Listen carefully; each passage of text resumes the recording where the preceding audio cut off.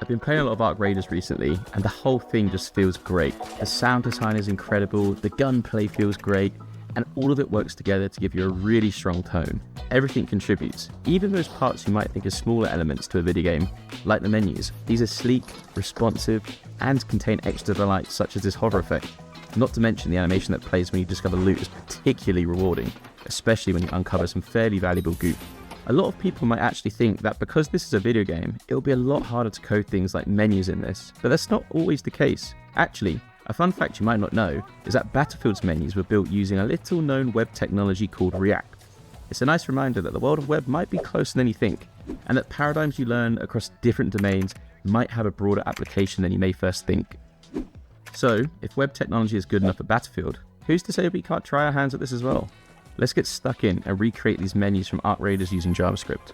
Before we dive into all the flashy features, let's simplify the menus to their core essence. When you initially glance at the inventory screen, it may seem overwhelming with numerous elements. There are varying panels, item categories, hover effects, rarity indicators, actions, and more.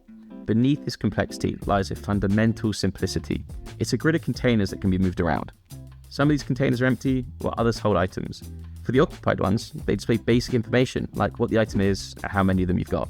We can consider implementing this really easily into HTML with just a div element and an image inside. We can then also include data attributes, such as the type, the quantity, and the maximum capacity. For an empty inventory space, this is simply a div without any keys, devoid of any item limit or quantity. Now we've got a couple of item slots, let's establish a grid so we have a few more to play with.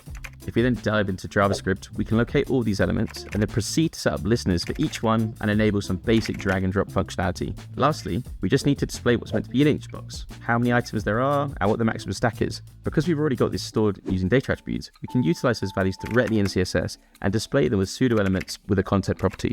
We've now developed a basic UI that displays the data found in each inventory slot. To enhance its functionality, we need to dive back into JavaScript.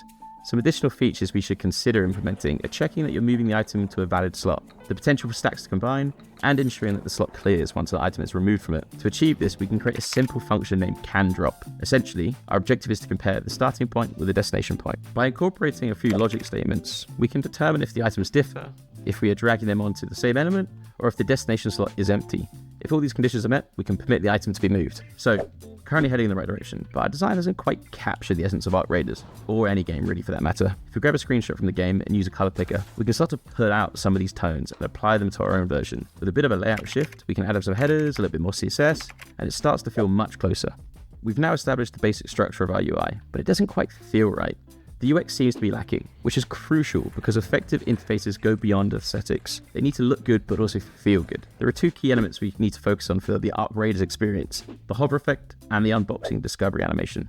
We can begin with the discovery animation, as it's fairly straightforward to do. We simply need to assign a class to certain containers to indicate that they should reveal when our inventory is opened. Using this class, we can then implement an animation that gradually sweeps a gradient over the box before fading away when the item's ready. It looks fancy, and gradients can sometimes be pretty confusing, but it's actually doing something pretty simple here. The gradient is moving from the left to the right, and those percentages are just points where each color stop kicks in. So we stay transparent for most of it, then hit a purple, then cyan, then white right near the end. And because these stops are packed fairly tightly together, it gives you this nice sharp reveal line sweeping over the item. Now for the hover effect. At first glance, it looks like one of those things that might be annoyingly complicated to make, but actually we can fake it pretty convincingly. We add a pseudo element on hover, and we make it slightly bigger than the item itself. Give it some rounded corners, add a background, and then a nice trick to stick it behind the slot is to use a negative Z index. But to get that arc style shimmer effect, we're going to need a background image. I jumped into Photoshop, and I made this repeating pattern just using some colors from within the game itself. Nothing too fancy. I kind of just eyeballed it, to be honest. Then we just need to apply this background image to our pseudo element and add an animation.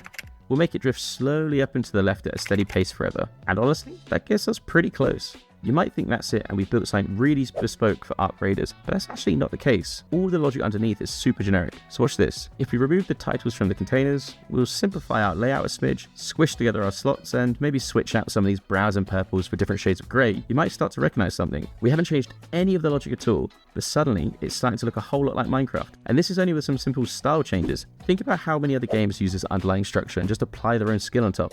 So that is how you can recreate pretty much all drag and drop menus from within video games. As always, there's a link to the code pin in the description if you'd like to play around with this, and I would love to recreate or break down more UI design. So please feel free to comment any video games, movies, or real world things you'd like to see me do next.